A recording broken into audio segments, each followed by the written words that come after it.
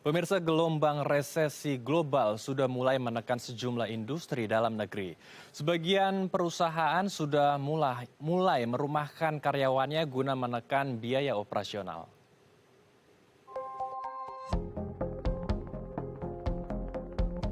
Di tengah ancaman resesi pada tahun 2023 mendatang, Indonesia juga telah dilanda badai pemutusan hubungan kerja atau PHK.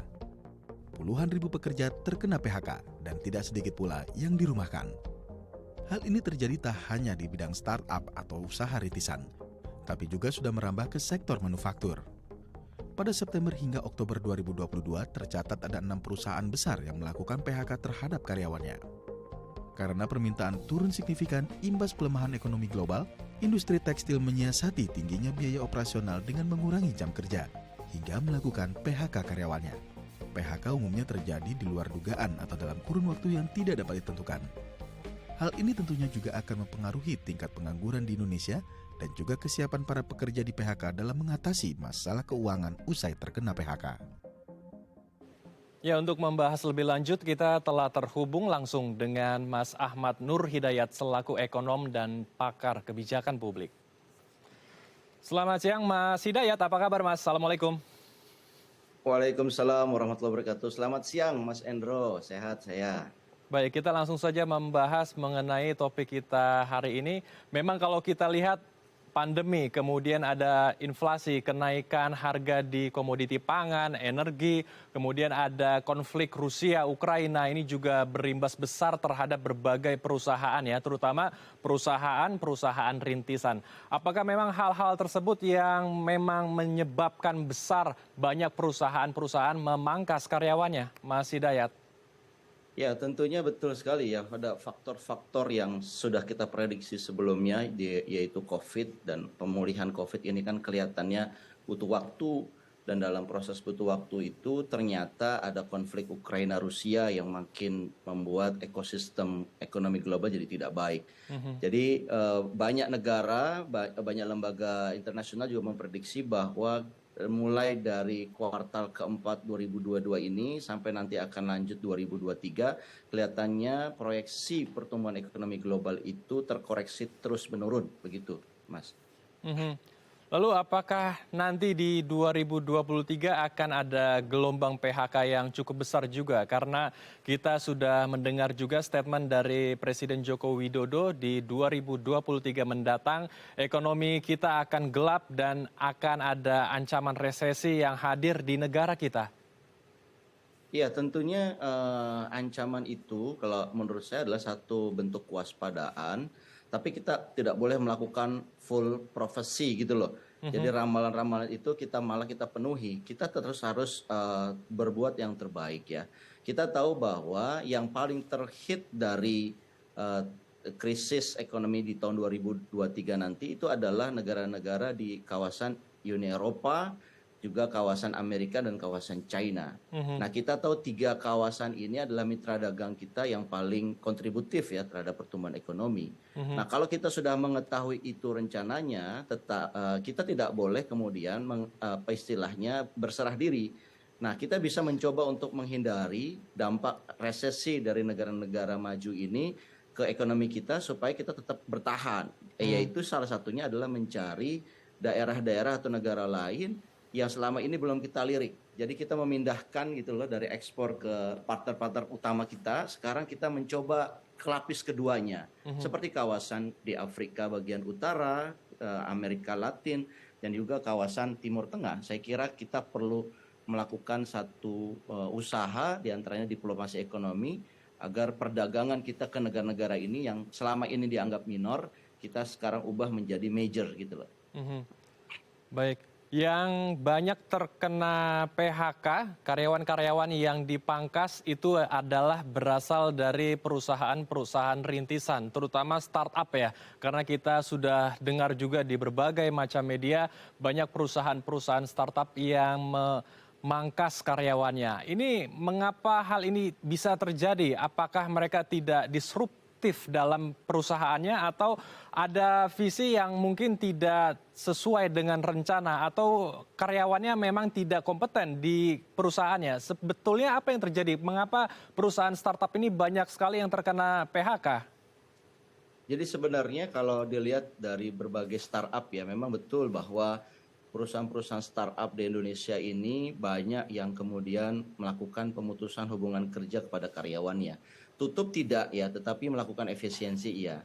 Nah, ini bisa disebabkan perusahaan-perusahaan startup ini melakukan satu restrukturisasi dari model bisnisnya. Kita Mhm, tahu ya, sebutlah misalkan JDID ya, beberapa startup-startup yang kemarin sebelum COVID itu sangat agresif, mhm, baik itu dalam melakukan ekspansi bisnis ataupun dalam merekrut karyawan begitu. Nah, sekarang begitu melihat mereka ternyata melihat pertumbuhan ekonomi tidak seoptimis yang mereka bayangkan dulu, ya mereka harus mulai melakukan efisiensi. Dan salah satu di antaranya efisiensi yang paling kita tidak sukai adalah pemutusan hubungan kerja, yaitu PHK.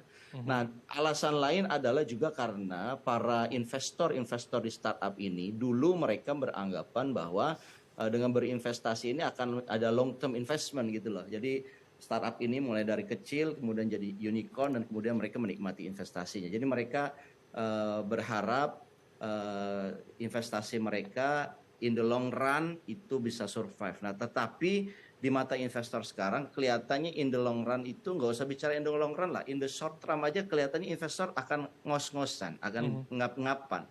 Jadi kelihatannya mereka para investor-investor dari startup ini juga mulai melihat kembali investasi mereka dan akhirnya banyak di antara mereka yang mengurangi mhm, investasinya ataupun meninggalkan startup itu. Jadi mhm, mereka mengubah skenario karena kondisi pasca pemulihan ini tidak secepat apa yang mereka bayangkan dan juga ada konflik-konflik geopolitik yang kelihatannya akhir-akhir ini terakselerasi gitu loh, bukannya berkurang. Jadi mereka berjaga-jaga dibandingkan aset mereka di orang lain, mereka mungkin hold di tangan mereka sendiri mhm, sehingga akhirnya ya perusahaan-perusahaan kita yang startup ini ya tertimpa badai PHK begitu. mhm. Jadi memang karena ingin melakukan restrukturisasi dan melakukan efisiensi ya, untuk itu harus melakukan pemangkasan pada karyawannya. Dan perusahaan startup ini kan memang tergantung pada inovasi ya, bagaimana menciptakan sesuatu yang baru untuk menyelesaikan berbagai macam masalah atau memberikan sebuah solusi kepada klien atau customer-nya. Lalu bagaimana agar mereka bisa bertahan di situasi yang sulit seperti saat ini, apalagi di 2023 akan lebih sulit lagi ke depannya? Ya tentunya 2023 kelihatannya badai PHK akan semakin membesar ya, bukan mengecil. Mhm, Dan sebenarnya kita membutuhkan apa yang disebut dengan government intervention atau intervensi dari pemerintah. Itu penting sekali karena gini, secara pendekatan mikronya ya para startup sektor real kita ini sudah berusaha untuk survive, termasuk juga mungkin mengambil sejumlah pembiayaan ya supaya mereka tidak melakukan PHK, tetapi kelihatannya mereka makin berat. Nah, government intervention yang diharapkan ada ini adalah dalam bentuk apa yang bisa membantu sektor langsung. Nah, ini agak menarik ya. mhm, Kita berharap daya beli masyarakat ini dipacu gitu agar meningkat. Nah, mhm, sekarang ini APBN kita ini Bu Sri Mulyani yang melaporkan per 30 September kemarin ternyata ada uang sebesar 1.200 triliun yang belum terpakai, yang harus 1.200 itu harus terpakai waktu untuk menghabiskannya 2 bulan lagi. Ya, mhm, nah ini ada persoalan mengenai spendingnya pemerintah. Kok bisa kalau lihat datanya per September itu baru 61,6% dari total belanja yang direncanakan. mhm, Ini cukup memprihatinkan. Kenapa? Karena secara teori government spending atau belanja APBN ini bisa membantu pertumbuhan ekonomi dan pada akhirnya membantu sektor real dan para pengusaha. mhm, Tapi ini yang terjadi, kita melihat adanya perlambatan dalam government spending. Nah, ini yang saya kira ini ada waktu 2 bulan, kita harus mengingatkan terus ya, terutama tim ekonomi kita ini agar 1.200 ini gimana caranya agar dispendingkan. mhm, Tapi bukan berarti dispendingkan ini dibelanjakan dengan jor-joran dengan gerasa-gerusu, pada akhirnya malah membuka pintu vested interest dan korupsi. mhm, Kita mau 1.200 ini betul-betul dibelanjakan untuk memicu daya beli. Dan ini yang kemudian bisa menyelamatkan badai PHK yang akan terjadi 2023 nanti. Apa bentuknya? Salah satunya adalah mungkin ada certain nominal dari 1.200 itu diberikan untuk mensubsidi biaya bunga. Ya, biaya bunga perbankan. Kredit ini sekarang mengalami tren yang naik suku bunganya. Beberapa perusahaan yang sudah mengambil suku bunga pasar, mereka jadi kewalahan karena sekarang BI rate saja sudah 4,75 basis point dari sebelumnya 3,5.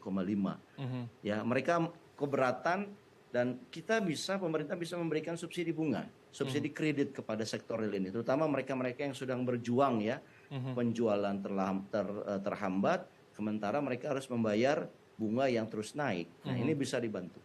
Jadi sebetulnya banyak yang bisa dilakukan oleh pemerintah 2 bulan ini, asalkan pemerintah mau memprioritaskan belanja yang memicu kepada daya beli, bukan belanja kepada proyek infrastruktur ataupun IKN yang jelas-jelas tidak membantu kepada daya beli masyarakat kita.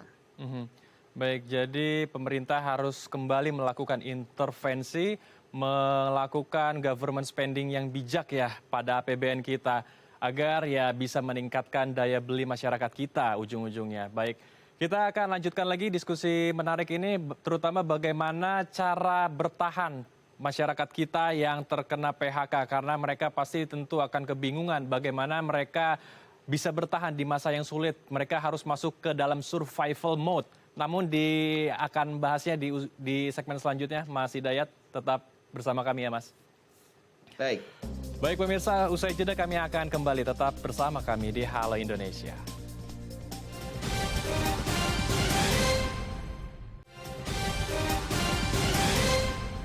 Terima kasih pemirsa Anda masih bersama kami di Halo Indonesia. Kita akan melanjutkan perbincangan hangat kita bersama dengan Mas Hidayat. Melanjutkan pertanyaan saya di segmen sebelumnya Mas Hidayat, bagi saudara kita atau masyarakat yang terkena PHK, apa yang harus mereka lakukan di tengah masa-masa sulit seperti ini? Apakah mereka harus merekap seluruh keuangannya mulai dari aset liquid ataupun non-liquid agar mereka bisa mengetahui kekuatan finansial mereka dan bisa mengakomodir berapa lama mereka bertahan? Iya, sebagai pekerja atau kelas menengah ya, kita bisa menyiapkan mengantisipasi adanya resesi itu dengan cara kita memastikan bahwa pengeluaran kita itu bisa kita manage, tidak melampaui dengan penerimaan kita ya.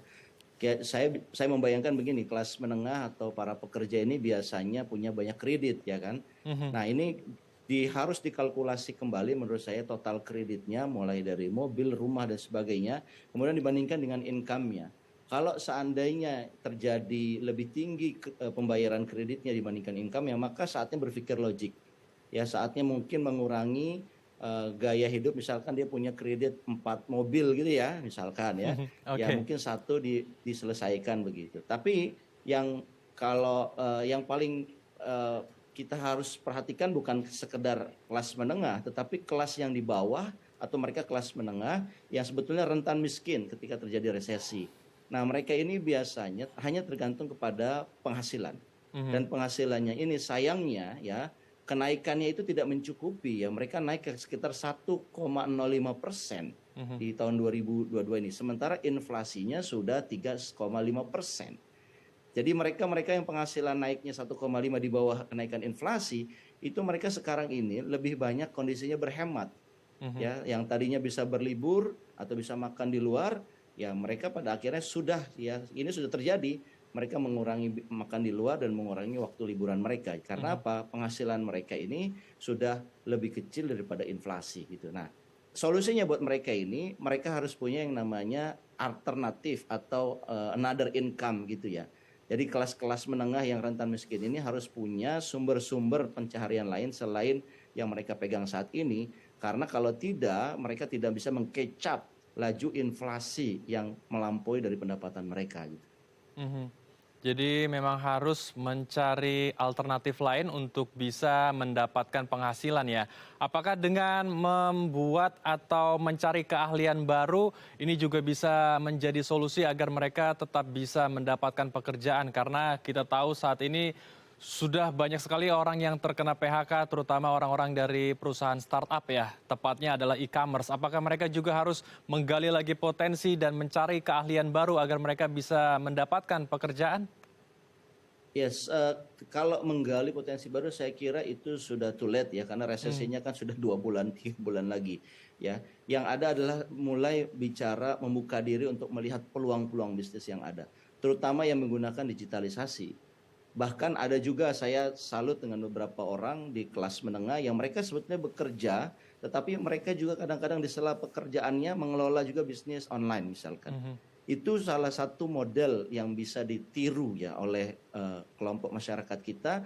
Bagaimana di samping dia punya pekerjaan tetap, untuk mengejar inflasi ini ya mereka mulailah bisnis. Jadi sekarang ini kita jangan pernah malu ya bahwa kita bekerja tapi kok kita ikut bisnis-bisnis juga seperti halnya orang-orang gitu ya. Saya kira ini saatnya kita sudah mulai memikirkan keuangan kita sendiri gitu.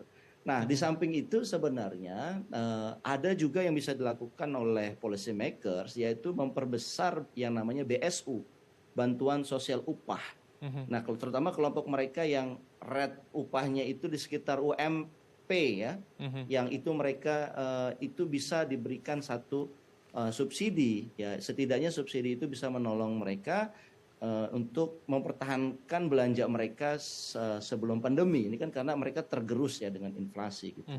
Nah, yang menurut saya penting juga untuk dilakukan oleh kelas pekerja, kelas menengah ini adalah dengan cara menurut saya mulai menerapkan hidup berhemat ya, hidup yang lebih istilahnya tidak terlalu konsumtif gitu. Misalkan ketika seseorang bisa biasanya dia menghabiskan untuk makannya itu harus di luar. Saya kira sekarang rumah tangga kelas menengah itu harus memperbanyak untuk makannya di rumah. Kenapa? Dengan makan di rumah ini akan lebih menghemat, dan juga yang kedua manfaat yang lain adalah untuk menyolidkan anggota keluarga. Bahkan salah satu trik yang menurut saya menarik adalah bagaimana biaya transportasi dan biaya makan itu bisa di-saving dengan menggunakan public transportasi ataupun dengan menggunakan bawa bekal dari rumah. Itu sangat-sangat efektif sekali untuk mengantisipasi kenaikan inflasi yang tidak sama dengan kenaikan upah para pekerja. Begitu Mas Andrew. Baik, jadi kuncinya adalah berhemat, menurunkan lifestyle, gaya hidup agar kita tetap bisa saving our money, kita bisa menghemat pengeluaran kita. Nah, kalau berbicara mengenai kelas menengah tadi Mas Hidayat sempat menyebutkan juga bagaimana mereka bisa bertahan dengan solusi-solusi yang juga sudah diberikan. Namun saat ini kelas menengah memang sangat sulit keadaannya karena mereka di satu sisi tidak mendapatkan BSU dan juga BLT dari pemerintah. Kemudian mereka tetap harus bekerja, berakomodasi, terus berlalu lalang mencari penghasilan mereka.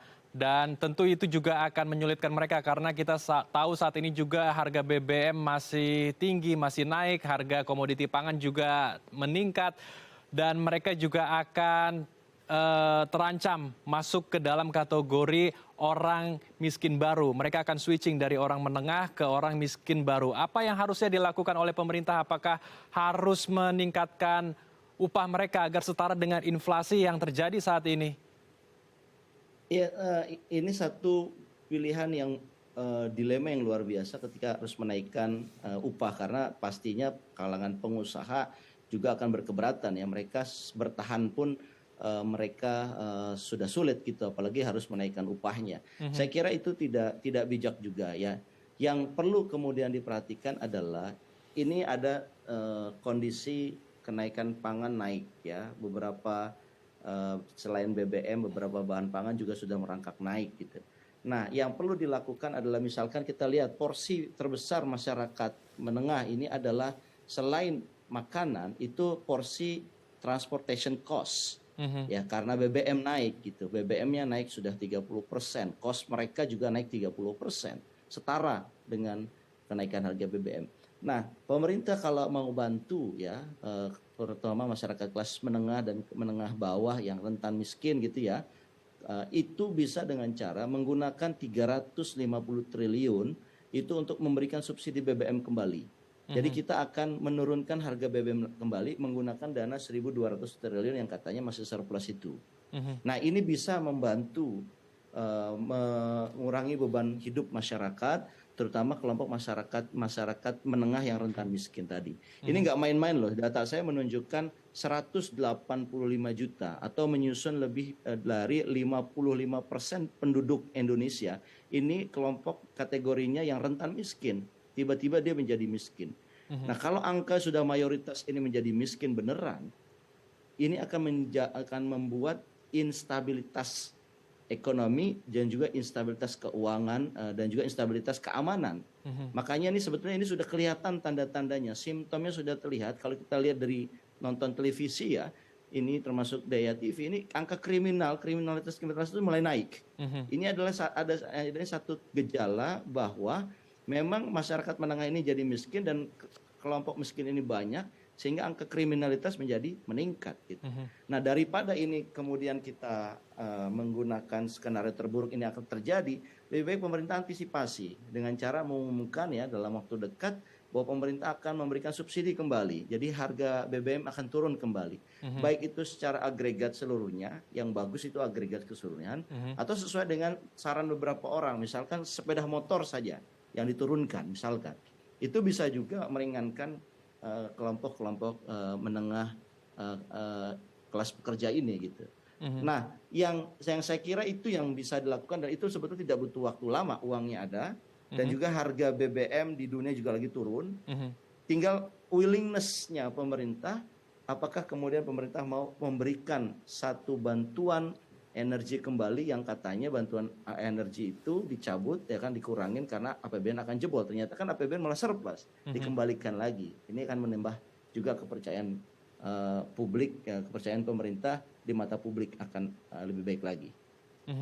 Baik, kita harapkan diskusi kita hari ini didengar pemerintah sehingga pemerintah bisa merevisi kembali, mengelola kembali kebijakan-kebijakan agar tidak menyulitkan masyarakat kita terutama di tahun 2023 mendatang di mana akan ada banyak tantangan, hambatan dan juga rintangan. Terima kasih Mas Hidayat telah bergabung bersama kami di Halo Indonesia. Salam sehat. Assalamualaikum Mas. Waalaikumsalam, salam sehat. Terima kasih Andro. Pemirsa, sebuah kesenian musik unik asal daerah Sumatera memadu padankan cerita rakyat dengan musik biola. Informasinya kami sajikan usai jeda, tetap di Halo Indonesia.